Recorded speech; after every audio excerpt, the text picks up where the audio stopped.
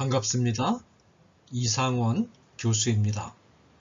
오늘은 데살로니가 전후서 강의 11번째 시간 제6장 재림의 시기 두 번째 주제 5장 1절에서 3절을 중심으로 해서 예기치 않은 순간에 임하는 재림이라는 문제, 그리고 5장 4절에서 11절을 중심으로 깨어있는 삶이 최선의 재림 준비라는 제목으로 함께 생각해 보도록 하겠습니다. 먼저 5장 1절에서 3절을 중심으로 해서 예기치 않은 순간에 임하는 재림이라는 주제로 같이 생각해 보도록 하겠습니다.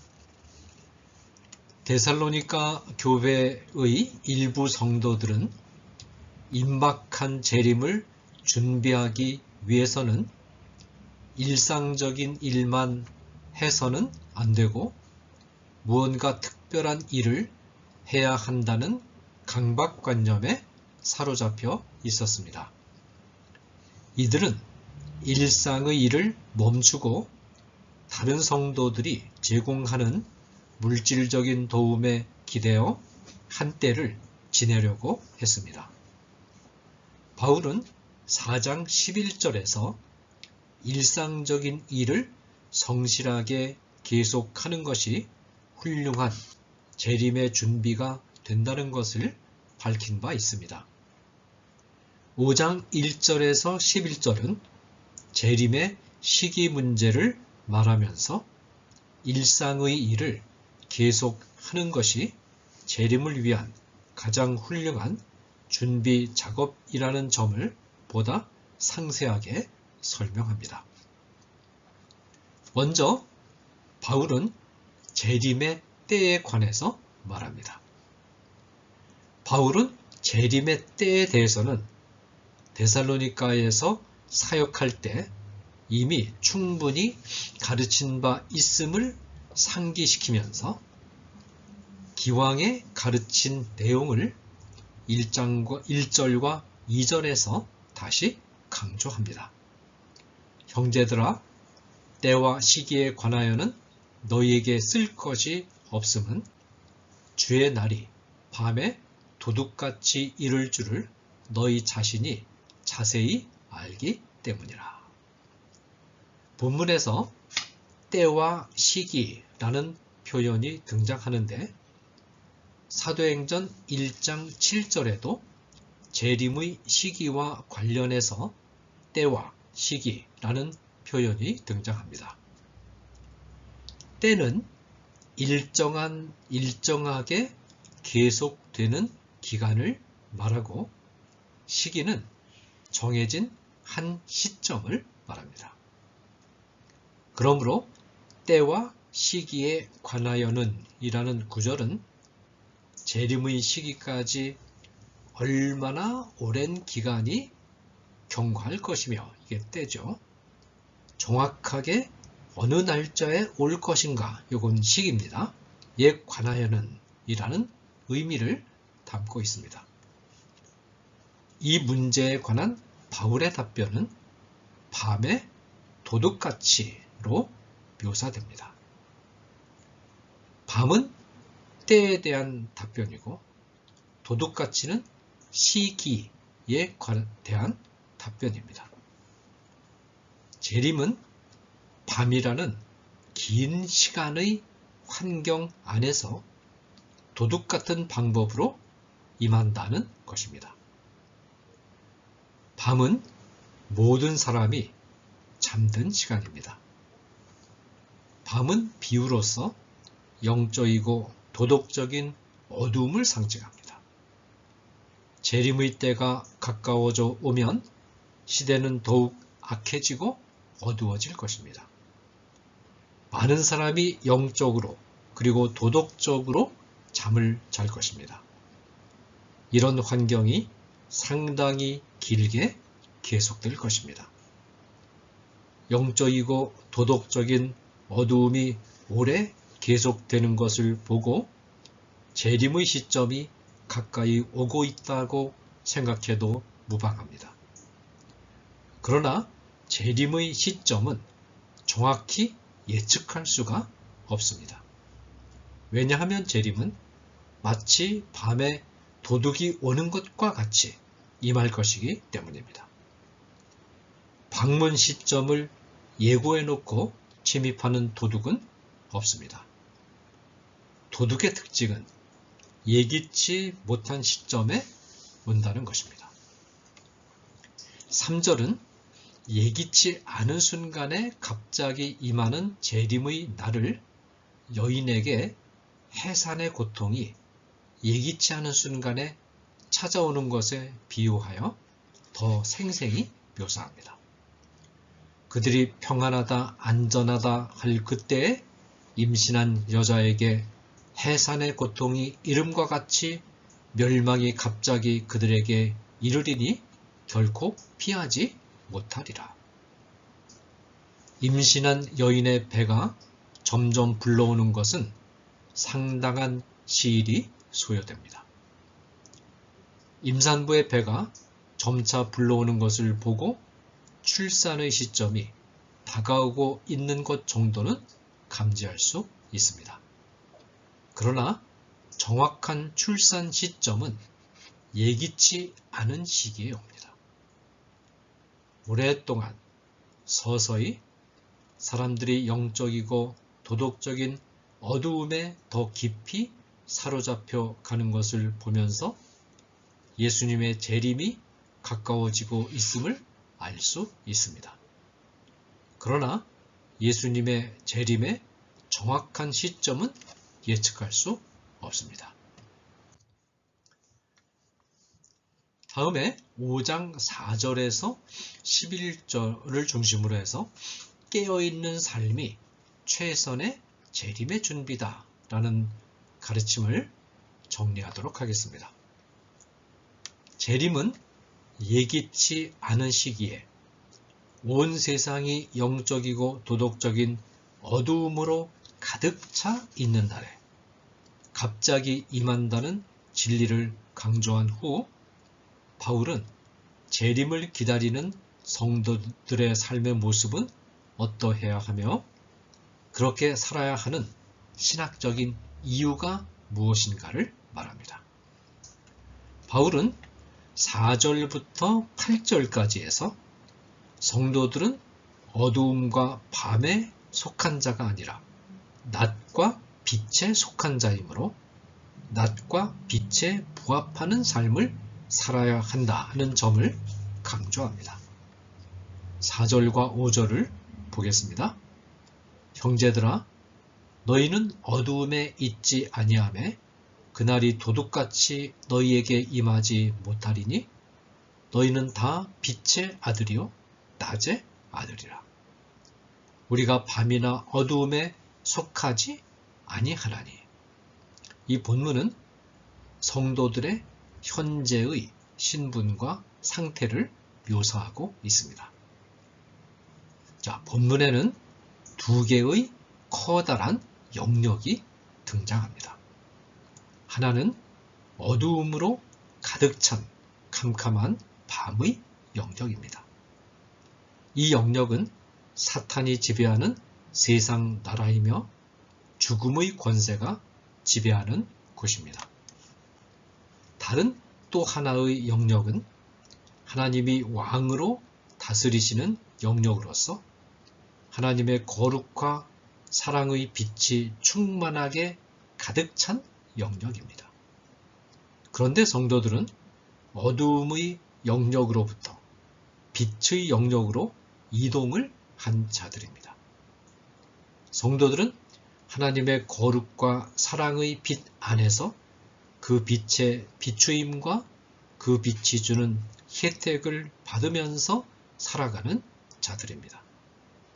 그러면 성도들은 어떻게 어두움의 영역으로부터 빛의 영역으로 이동을 했을까요?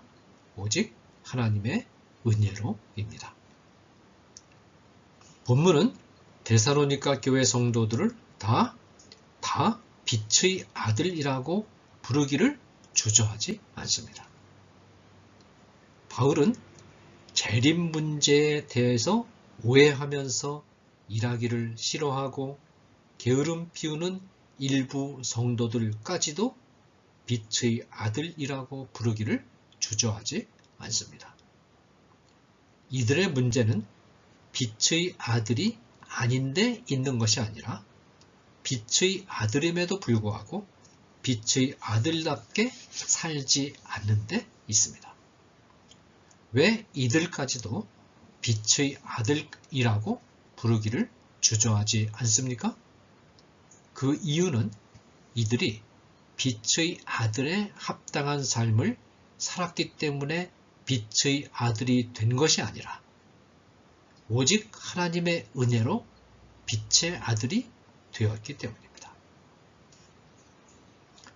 4절과 5절에서 성도들의 현재의 신분이 빛의 아들임을 묘사한 바울은 6절에서는 빛의 아들이라는 신분에 합당한 삶이 어떤 것인가를 말합니다.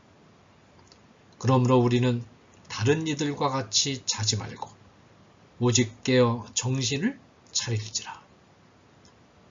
깨어있는 것은 낮에 어울리는 행동입니다.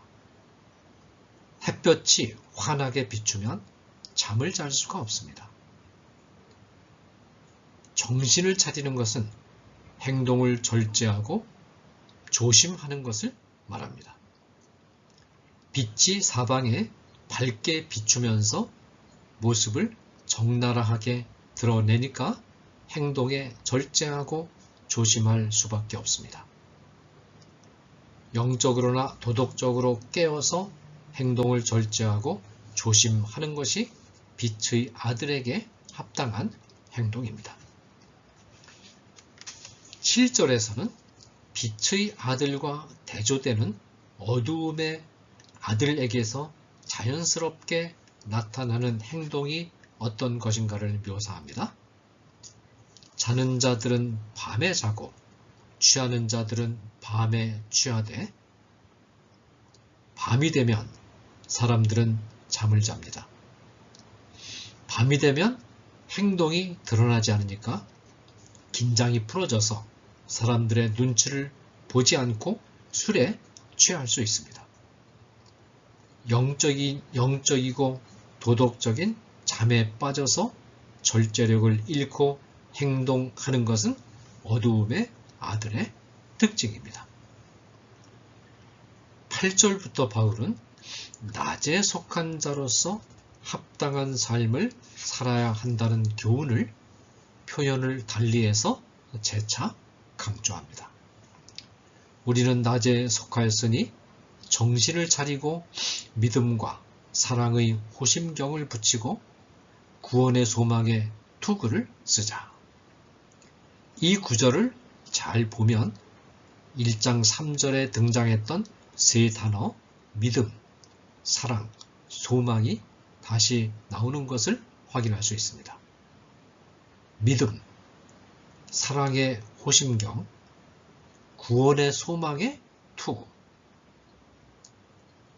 1장 3절을 공부하면서 이미 강조했던 것처럼 믿음은 성도의 과거에 초점을 맞춘 표현으로서 성도들이 어떻게 하나님의 자녀가 되었는가를 농축한 표현입니다. 사랑은 구원받은 성도들의 현재의 삶의 모습을 농축한 표현으로서 구원받은 성도들의 삶은 사랑을 실천하는 것임을 강조합니다. 소망은 성도들의 미래에 초점을 맞춘 표현으로서 재림과 재림 이후에 찾아올 영화로운 삶을 강조하는 표현입니다. 호심경과 투구는 군인들이 지니고 다니는 방어용 장비들입니다. 성도들은 믿음, 사랑, 소망의 장비들로 무장하고 어두움에 장악된 세상에 나아가서 어두움의 세력에 대항하여 싸우는 영적인 군사들입니다. 여기서 이 호심경이라는 말은 이 심장을 보호하는 그런 장치, 말하자면 방패, 갑옷을 말하는 것이죠. 이제 바울은 9절에서 후일 다른 서신들을 통해서 더 풍부하고 깊게 서술하게 될 구원의 원리의 일단을 드러냅니다. 하나님이 우리를 세우심은 노하심에 이르게 하심이 아니요 오직 우리 주 예수 그리스도로 말미암아 구원을 받게 하심이라. 바울은 하나님이 우리를 노하심 곧 심판에 이르게 하지 않으시고 구원에 이르게끔 정해 놓으셨다고 말합니다. 이 본문에 사용되는 세우셨다, 세우심이라는 표현은 어떤 일을 하도록 또는 어떤 상태에 이르도록 미리 지정해 놓으셨다라는 뜻입니다. 이 본문이 말하는 중요한 사상은 우리가 구원받게 된 것은 우리 자신의 의지나 뜻에 의한 것이 아니라 하나님이 미리 정하신 계획에 따라서 이루어진 일이라는 것입니다. 하나님의 구원 계획은 예수 그리스도를 통하여 이루어지는 것이지 인간이 어떤 행위나 업적을 통해서 이루어진 것이 아님을 본문은 계속해서 강조합니다. 바울은 10절부터 11절에서 재림 이전에 죽은 성도들이나 살아서 재림을 맞이하는 성도들이나 주와 함께 사는 축복에 참여한다는 점에 있어서는 차별이 없음을 강조함으로써 일부 데살로니가 교회 성도들의 우려를 불식시키는 것으로 문단을 마무리 짓습니다.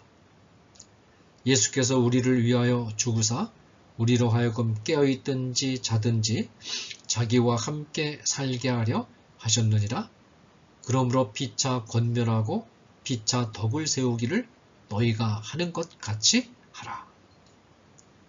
이 구절에서 말하는 깨든지 자든지는 6절에서 7절이 말하는 깬다거나 잔다는 것과는 의미가 다릅니다. 6절에서 7절까지에서는 윤리적인 상징으로 사용되어서 깬다는 말은 정신 차리고 바른 생활을 하는 것을 뜻하고 잔다는 것은 정신을 차리지 못한 채 영적 그리고 도덕적으로 바르지 못한 삶을 사는 것을 뜻합니다. 그러나 이 본문에서는 교리적인 상징으로 사용됩니다.